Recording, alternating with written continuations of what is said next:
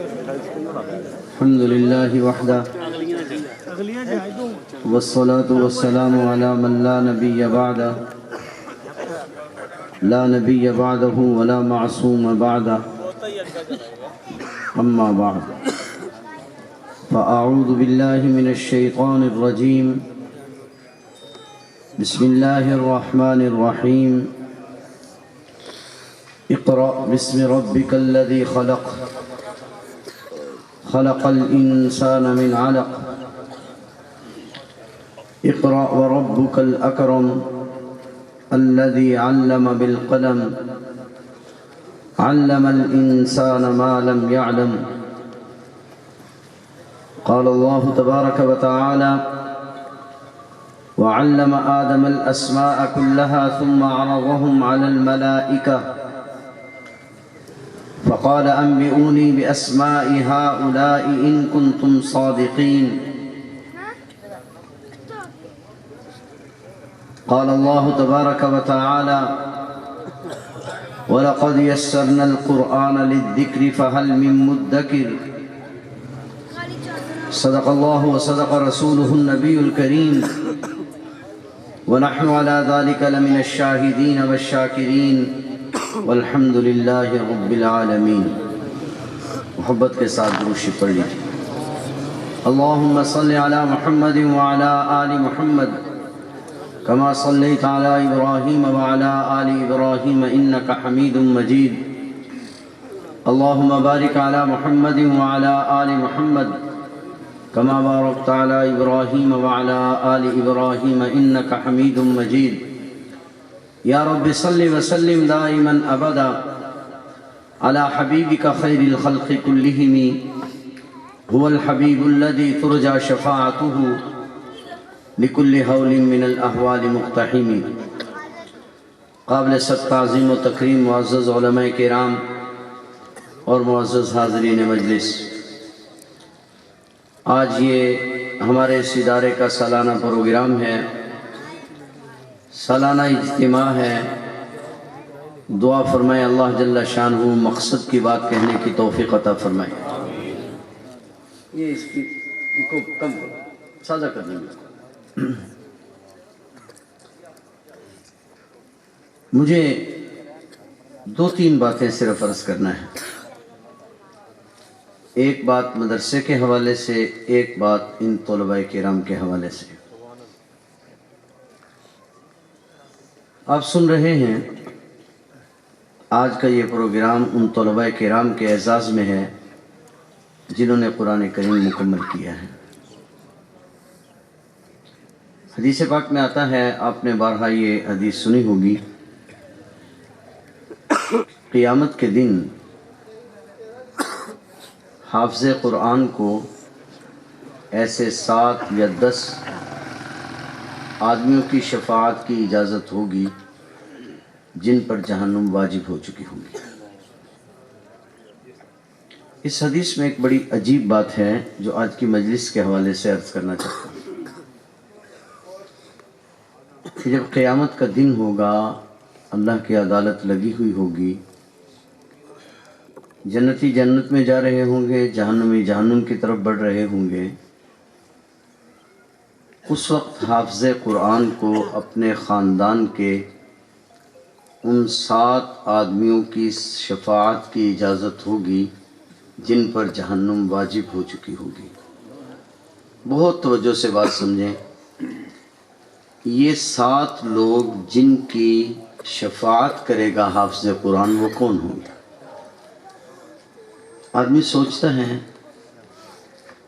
کہ قرآن کریم حدیث مبارکہ میں عزیز و اقارب کا ذکر آیا ہے، اپنے قریبی رشتہ داروں کی شفاعت کی اجازت ہوگی۔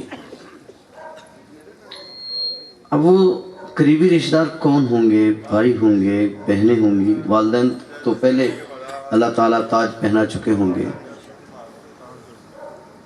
وہ خالہ ہوگی، ماموں ہوگا، کون ہوگا؟ اور کدھر سے شروع کرے گا؟ ہے توجہ پوری کہ اس حافظ قرآن کی قیمت کا، قدر و منزلت کا اندازہ اس دن ہوگا جس دن یہ اعلان ہو جائے گا کہ اس کو 7 آدمیوں کی شفاعت کی اجازت ہے۔ اب وہ 7 آدمی کون ہوں گے؟ محدثین کرام لکھتے ہیں کہ ان 7 کا انتخاب رشتہ داری کی بنیاد پر نہیں ہوں گے، تو وہ سب رشتہ دار، قریب اور دور کی رشتہ داری کی بنیاد پر نہیں، بلکہ قرآن کریم کے حفظ پر محبت کی بنیاد پر ہوگا۔ سبحان اللہ۔ کہ قرآن کریم سے کس کو لگاؤ زیادہ تھا، اس کے حافظ قرآن ہونے پر خوشی کس کو زیادہ ہوئی تھی؟ تو جس شخص کو حافظ قرآن ہونے پر خوشی سب سے زیادہ ہوئی ہوگی، دل سے وہ خوش ہوا ہوگا کہ میرے ایک رشتہ دار نے، میرے ایک عزیز نے قرآن کریم حفظ کر لیا ہے، تو اس کی شفاعت حافظ قرآن سب سے پہلے کرے گا۔ اور ایک روایت میں ایک عجیب بات آتی ہے کہ جو ہی یہ حافظ قرآن شفاعت کرنے کے لیے نکلے گا، تو جو رشتہ دار ہوں گے نا، وہ ہاتھ کھڑا کریں گے، میں تمہارا رشتہ دار ہوں، میں تمہارا تعلق والا ہوں۔ تو اس وقت اس حافظ قرآن کی قیمت کا اندازہ ہوگا کہ اللہ تبارک و تعالیٰ نے اس کو کتنا اعزاز بخشا ہے۔ دعا فرمائیں، اور ہم جس اس سردی کے موسم میں جس محبت سے آپ تشریف لائے ہیں، میری اور آپ کی یہ محبت کل ہمارے لیے نجات کا ذریعہ بن جائے، اور یہ حفاظ کرام کل ہماری اور آپ کی سفارش کرنے والے بن جائیں۔ قرآن کریم اللہ جل شانہ کی آسمان سے نازل ہونے والی سب سے بڑی، سب سے آخری نازل ہونے والی کتاب ہے، اور سب سے بڑی عظمت اور شان والے نبی پر نازل ہوئی ہے، اور سب سے بڑی امت کے لیے نازل ہوئی ہے۔ کتاب بھی بڑی ہے، جس ذات پر آئی ہے وہ ذات بھی بڑی ہے، جس امت کے لیے آئی ہے عظمت کے اعتبار سے وہ امت بھی بڑی ہے۔ اب ذرا بات کو سمجھنا، عقل یہ چاہتی ہے کہ جب کتاب بڑی ہے، نبی بڑا ہے، امت بڑی ہے، اور یہ کتاب قیامت تک کے لیے ہدایت ہے، تو اللہ تعالیٰ نے اس کی حفاظت کرنا تھی، تو حفاظت کرنے کے لیے اگر سینوں میں ہی محفوظ رکھنا تھا، دماغوں میں ہی اس کو محفوظ رکھنا تھا، تو اللہ بڑے بڑے دماغوں کا انتخاب کرتا۔ بہت توجہ سے بیٹھیں گے، اللہ بڑے بڑے ذہین لوگوں کا انتخاب کرتا۔ اللہ جل شانہ نے اس کتاب کی حفاظت کرنا تھی، تو اللہ جل شانہ ایسے سکالروں کا انتخاب کرتا جنہوں نے دنیا میں بڑا نام کمایا ہوتا، تاکہ بڑی کتاب کو یاد کرنے کے لیے یہ سمجھا جاتا کہ اس کے لیے بڑے بڑے دماغوں کی ضرورت ہے، بڑے بڑے ذہین ذکی لوگوں کی ضرورت ہے۔ لیکن یہاں معاملہ بالکل الٹ ہے۔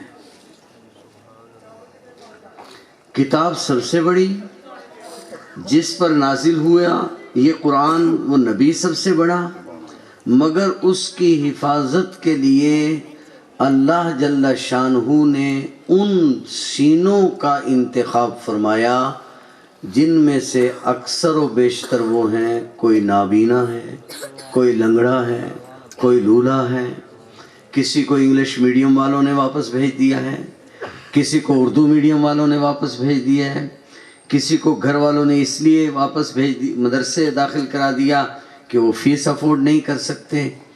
اور اگر آپ ناراض نہ ہوں تو ان بچوں کی طرف ذرا نگاہ ڈالیں، یہ وہ بچے ہیں، کوئی 7 سال کا بچہ ہے، کوئی 8 سال کا بچہ ہے، کوئی 9 سال کا بچہ ہے، اور عجیب ترین بات یہ ہے کہ وہ بچے جن پر ہم 10 روپے کا اعتماد نہیں کرتے، اور 10 روپے جو دیتے ہیں بچے کو تو 10 نصیحتیں کرتے ہیں، بیٹا خیال سے جانا، پاکٹ میں ڈال کر جانا، کوئی تم سے یہ پیسے لے نہ لے۔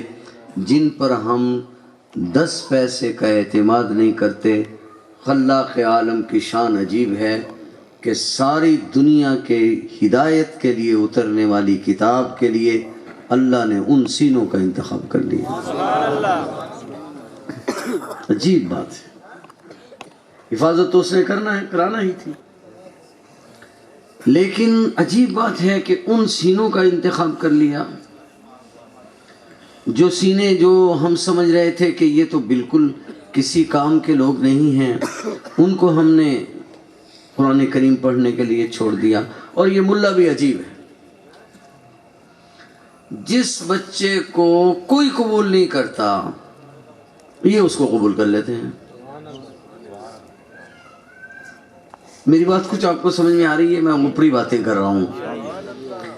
یہ ملا بھی عجیب ہے، کوئی نابینا بچہ آ جائے اس کو بٹھا لیں گے، کوئی کمزور ذہن بچہ آ جائے اس کو بٹھا لیں گے، جی جس کو اسکول والے جواب دے دیں گے یہ اس کو بٹھا لیں گے۔ عجیب بات یہ ہے کہ جس کو سب سے نکما سمجھ کر آپ مدرسے میں چھوڑ جاتے ہیں، تھوڑے دنوں کے بعد چند سال گزرتے ہیں کہ وہ دنیا کی سب سے بڑی کتاب کو حفظ کر لیتا ہے، اور حفظ کر لینے کے بعد عجیب بات یہ ہے کہ اس کا حافظہ بھی کھل جاتا ہے اور وہ ذہین ہو جاتا ہے، اور پھر وہ انگلش میڈیم میں بھی کامیاب ہو جاتا ہے۔ گویا کہ جہاں یہ روحانی بیماریوں کا علاج ہے وہاں یہ قرآن جسمانی بیماریوں کا علاج بھی ہے، اس سے جسمانی بیماریوں کو بھی شفا مل رہی ہے۔ اور میں ایک بات اور بھی کہا کرتا ہوں، پہلے بھی کئی جگہ کہی ہے، اکثر کہتا رہتا ہوں کہ ہماری حالت یہ ہے کہ ہم کسی کی اچھی گاڑی دیکھ لیں ہم کہتے ہیں بابا پیسہ بولتا ہے، کسی کی اچھی کوٹھی دیکھ لیں ہم کہتے ہیں بابا پیسہ بولتا ہے، کسی کا اچھا باغ و باغیچہ دیکھ لیں ہم کہتے ہیں بابا پیسہ بولتا ہے۔ تو کوٹھی کے پیچھے تو پیسہ سب کو نظر آتا ہے، کار کے پیچھے پیسہ سب کو نظر آتا ہے، بنگلے کے پیچھے پیسہ سب کو نظر آتا ہے۔ 7 سال کا بچہ قرآن کریم کے 30 پارے حفظ کرتا ہے اور مصلی پر کھڑے ہو کر سناتا ہے، اس کے پیچھے بھی کوئی بولتا ہے کہ نہیں بولتا؟ کیا خیال ہے آپ کا؟ اس کے پیچھے بھی کچھ بولتا ہے کہ نہیں بولتا؟ اس کے پیچھے ان اساتذہ کرام کی محنت بولتی ہے جو شب و روز دن رات ایک کر کے وہ بچے کو پڑھانا شروع کرتے ہیں، اور ایک دن آپ بچہ الف با تا سا پہ چھوڑ کر جاتے ہیں، اور پھر 2 سال کے بعد 3 سال کے بعد دنیا کی سب سے بڑی کتاب کو وہ بچہ حفظ کر لیتا ہے۔ یہ قرآن کریم کا بڑا عجیب معجزہ ہے۔ میں نے بات یہاں سے شروع کی تھی کہ اللہ جل شانہ کی شان بڑی عجیب ہے کہ اپنے دین کی حفاظت کے لیے اس نے کمزور ترین لوگوں کو چنا اور ان سے اپنے دین کی حفاظت کروائی۔ ایک مثال دیتا ہوں شاید بات سمجھنا آسان ہو جائے۔ صحابہ کرام میں ایک شخص ہیں حضرت عبداللہ بن مسعود رضی اللہ تعالیٰ عنہ، چھوٹی عمر کے صحابی ہیں، اپنا 8ویں نمبر پر مسلمان ہوئے ہیں، اور 7 آدمی آپ سے پہلے مسلمان ہوئے تھے، چھوٹے قد کے صحابی ہیں، قد مبارک بہت چھوٹا تھا اور جسم مبارک بھی بہت پتلا دبلا نحیف تھا، بہت کمزور جسم تھا، حتیٰ کہ اسد الغابہ میں لکھا ہے کہ ایک مرتبہ حضور علیہ السلام نے حضرت عبداللہ بن مسعود رضی اللہ تعالیٰ عنہ کو بھیجا کہ عبداللہ جاؤ کھجوریں توڑ کر لاؤ، توجہ آپ کی میری طرف رہے، عبداللہ جاؤ کھجوریں توڑ کر لاؤ۔ اب ایک تو قد چھوٹا، ایک جسم بالکل نحیف پتلا دبلا، اور اوپر سے یہ مسئلہ کہ حضرت نے باندھی ہوئی تھی تہمد اور چڑھنا کھجور پر، کتنی چیزیں جمع ہو گئی۔ اب جب کھجور پر چڑھے تو پنڈلی سے کپڑا اٹھ گیا، اب وہ تہمد جو باندھی ہوئی تھی تو پنڈلی کیا تھی، بالکل باریک پتلی دبلی۔ صحابہ کرام نے دیکھا تو بے ساختہ ہنسی آ گئی۔ حضور نبی کریم صلی اللہ علیہ وسلم نے فرمایا کیا ہوا؟ صحابہ کرام نے عرض کی یا رسول اللہ صلی اللہ علیہ وسلم دیکھنا اس کی پنڈلی ہے، انگلیاں جیسی اس کی پنڈلی ہیں۔ تو ان پنڈلیوں کو دیکھ کے، پتلی دبلی پنڈلیوں کو دیکھ کے ہنسی آ گئی۔ حضور نبی پاک صلی اللہ علیہ وسلم نے فرمایا تم نے عبداللہ کی پنڈلیوں کو کیا سمجھا؟ اگر قیامت کے دن ترازو کے ایک پلڑے میں کل کائنات رکھ دی جائے اور ایک پلڑے میں عبداللہ بن مسعود کی پنڈلی رکھ دی جائیں تو یہ پلڑا بھاری ہو جائے گا، یہ پلڑا بھاری ہو جائے گا۔ میں بات سنانا چاہ رہا ہوں کہ اللہ نے اتنی بڑی کتاب کے لیے کمزور سے لوگوں کا انتخاب کیوں کیا؟ بات سمجھ میں آ رہی ہے؟ ذرا میں اس بات کی طرف جانا چاہ رہا ہوں۔ یہ جو عبداللہ بن مسعود رضی اللہ تعالیٰ عنہ ہیں جن کی میں بات سنا رہا ہوں، ایک اور بات سن لیجئے ذرا، ان کے بارے میں تھوڑا سا ذہن کھل جائے، بات سمجھنا آسان ہو جائے۔ حضرت فاروق اعظم رضی اللہ تعالیٰ عنہ کا دور خلافت ہے، آپ مسجد نبوی میں بیٹھے ہیں تو کوفہ کے لوگ آئے، انہوں نے کہا حضرت ہمیں کوئی بڑے مفتی صاحب دے دیجئے، ہمارے علاقے کے لوگ بہت شرارتی ہیں، کوئی اچھا عالم ہو بڑا جس کو معلومات ہوں اور لوگوں کو مطمئن کر سکے، تو آپ مہربانی فرمائیں کوئی بڑا عالم ہمیں دے دیں۔ سیدنا فاروق اعظم رضی اللہ تعالیٰ عنہ نے فرمایا یار میں نے ایک آدمی اپنے لیے رکھا ہوا تھا، چلو وہ تمہیں دے دیتا ہوں۔ یہ کہا اور عبداللہ بن مسعود رضی اللہ تعالیٰ عنہ کی طرف پیغام بھیج دیا کہ عبداللہ بن مسعود کو بلا لاؤ۔ اب وہ عبداللہ بن مسعود رضی اللہ تعالیٰ عنہ جو آئے، اب مسئلہ یہ تھا کہ قد تو آپ کا بالکل چھوٹا سا اور جسم بالکل نحیف پتلا دبلا، اور عجیب بات یہ ہے کہ آپ پگڑی بہت بڑی باندھتے تھے۔ تو وہ تو شرارتی لوگ تھے۔ ایک صاحب نے کہا حضرت ہم نے بڑی پگڑی نہیں کہا تھا، بڑے عالم کہا تھا۔ تو حضرت فاروق اعظم رضی اللہ تعالیٰ عنہ نے جو ریمارکس دیے عبداللہ بن مسعود رضی اللہ تعالیٰ عنہ کے بارے میں، فرمایا تم نے عبداللہ کو کیا سمجھا؟ اگر قیامت کے دن تم نے عبداللہ کو کیا سمجھا؟ یہ اس امت کا وہ شخص ہے جو سر کے بالوں سے لے کر پاؤں کے ناخنوں تک اس کا انگ انگ علم سے بھرا ہوا ہے۔ پھر لکھا ہے کہ عبداللہ بن مسعود کو لے کر چلے گئے۔ ایک عرصے کے بعد جب عبداللہ بن مسعود رضی اللہ تعالیٰ عنہ کو ملنے کے لیے، حالات کا جائزہ لینے کے لیے آپ کوفہ سے گزرے تو کوفہ کی جامع مسجد میں چلے گئے۔ عشاء کی نماز کا وقت تھا اور لباس تو ویسے سادہ پہنا ہوا تھا، کسی کو اندازہ نہ ہو سکا کہ یہ امیر المومنین ہے۔ اب لوگوں کے پاس بیٹھ گئے، کبھی کسی سے کوئی مسئلہ پوچھتے، کسی سے نماز کا مسئلہ پوچھتے، کسی سے حج کا مسئلہ پوچھتے، کسی سے زکوٰۃ کا مسئلہ پوچھتے۔ تو جس آدمی سے مسئلہ پوچھتے وہ فوراً مسئلہ بتلا دیتا۔ تو اتنی دیر میں اسی شان کے ساتھ عبداللہ بن مسعود جو امام مسجد تھے وہ تشریف لائے، وہی چھوٹا سا قد، وہ بڑی سی پگڑی، اور امیر المومنین ان کو دیکھ کر کھڑے ہو گئے اور مصافحہ کیا، معانقہ کیا، سینے سے لگایا اور لگا کر فرمایا عبداللہ تو نے کوفہ شہر کو علم سے بھر دیا ہے۔ یہ وہ صحابی ہے جس کے بارے میں نبی کریم صلی اللہ علیہ وسلم نے ارشاد فرمایا عبداللہ میری امت کا وہ شخص ہے جس کے دل میں رائی کے دانہ کے برابر تکبر نہیں ہے، اس کے دل میں عاجزی ہی عاجزی ہے، رائی کے دانہ کے برابر تکبر نہیں ہے۔ اب ایک شخص وہ ہے اس امت کا جس کو حضور علیہ السلام نے فرمایا فرعون امتی، یہ میری امت کا فرعون ہے، اور وہ آپ نے ابو جہل کے بارے میں فرمایا، اور یہ فرمایا کہ یہ میری امت کا وہ شخص ہے جس کے دل میں رائی کے دانہ کے برابر عاجزی نہیں ہے۔ بدر میں جب ابو جہل قتل ہوا تو حضور علیہ السلام کو سب سے زیادہ تشویش ابو جہل کے بارے میں تھی کہ اس کا کیا بنا۔ حضور علیہ السلام نے عبداللہ بن مسعود کو بھیجا کہ جا کر ابو جہل کا پتہ کرو۔ آپ نے سنا ہوگا واقعہ، ابو جہل پر دو بچوں نے حملہ کیا تھا، معوذ اور معاذ۔ ایک نے ابو جہل پر حملہ کیا، دوسرے نے ابو جہل کے گھوڑے پر حملہ کیا۔ ابو جہل زمین پر گر گیا تو حضرت عبد الرحمن بن عوف نے اس کے سر پہ تلوار ماری جس سے وہ کومے میں چلا گیا۔ آپ نے یہ سمجھا کہ یہ مر گیا، آپ اس کو چھوڑ کر چلے گئے۔ جب عبداللہ بن مسعود رضی اللہ تعالیٰ عنہ تلاش کرتے کرتے ابو جہل کے پاس پہنچے تو اتفاق یہ تھا کہ ابو جہل کو سانس آ رہا تھا۔ عبداللہ بن مسعود رضی اللہ تعالیٰ عنہ اس کے سینے پر چڑھ کر بیٹھ گئے۔ اس کے سینے پر جو چڑھ کے بیٹھے تو اس بدبخت کی آنکھ کھل گئی. اس نے کہا کون ہے؟ من انتا، کون ہے تو حضرت عبداللہ بن مسعود نے فرمایا میں عبداللہ بن مسعود. تو کہا اے چرواہے کے بیٹے. رسی جل تو گئی مگر بل نہیں نکلا. اے چرواہے کے بیٹے، بڑی اونچی جگہ پر بیٹھا ہے، سینے پر بیٹھے تھے نا اس کے. کہا اے چرواہے کے بیٹے، بڑی اونچی جگہ پر بیٹھا ہے، دیکھنا اپنی کھونڈی تلوار سے میری گردن نہ کاٹنا.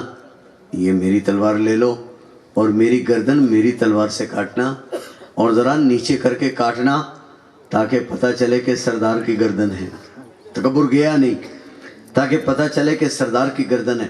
عبداللہ بن مسعود رضی اللہ تعالیٰ نے اس کی تلوار نکالی اور تلوار نکال کر اس کی گردن کاٹی، اور گردن کاٹ کر اس کو کان سے پکڑا اور یہ گردن حضور علیہ السلام کے دربار میں لے گئے. غور فرمائیے.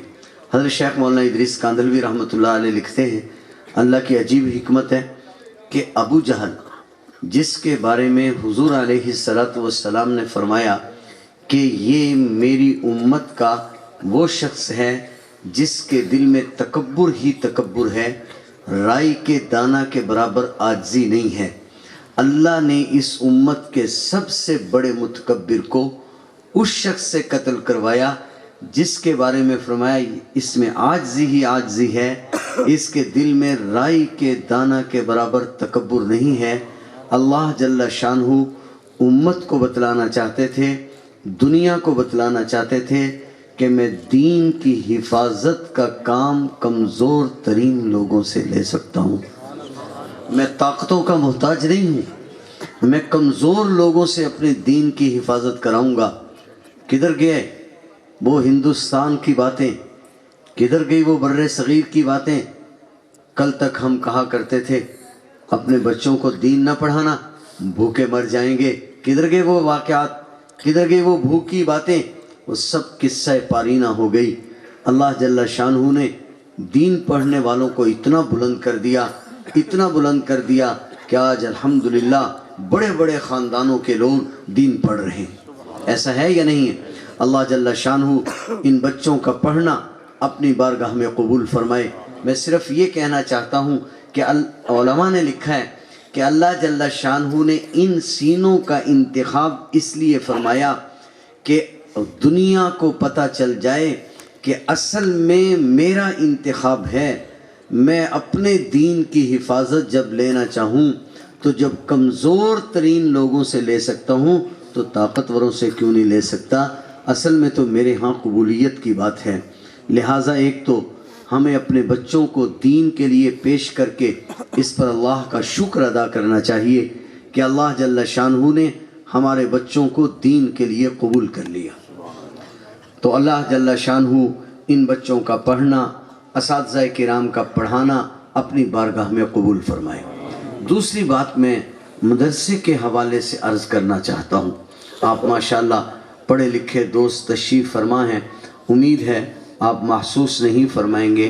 آج جس طرح دین کے اور شعبوں کے متعلق پروپیگنڈا ہو رہا ہے، مدارس کے خلاف بھی پروپیگنڈا سدا چلتا رہتا ہے اور یہ سلسلہ چلتا رہتا ہے کہ یہ بچوں کا وقت ضائع ہو رہا ہے، کوئی کچھ کہہ رہا ہے، کوئی کچھ کہہ رہا ہے.